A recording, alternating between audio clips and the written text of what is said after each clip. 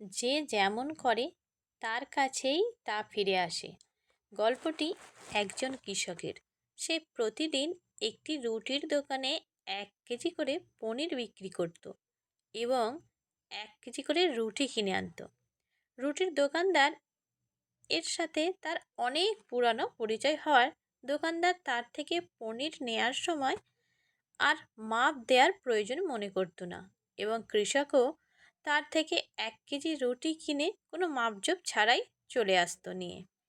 সে একদিন পনিরের দোকানদারে নতুন একটি কর্মচারী নিল।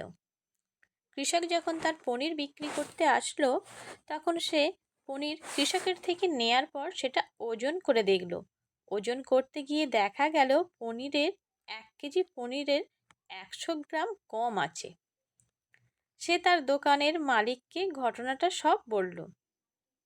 দোকানদার খুব রেগে গেল এবং পরের দিন কৃষক আসার পর সে তাকে খুব বকাঝকা করলো। সে বাজারে বিচার ডেকে নালিশ করলো যে কৃষক তাকে প্রতিদিন ঠকিয়ে 100 গ্রাম করে কম পনির দিয়েছে। তখন বিচারক কৃষকের কাছে ওই চুরির কারণ জানতে চাইল।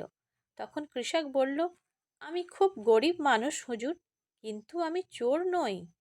আমার বাসার পরিমাপ করার কোনো পাল্লা নেই, তাই প্রতিদিন রুটির দোকান থেকে যে 1 কেজি রুটি নিয়ে যাই সেটি দিয়েই ওজন করে দোকানদারকে সম পরিমাণ পনির দিয়ে যাই।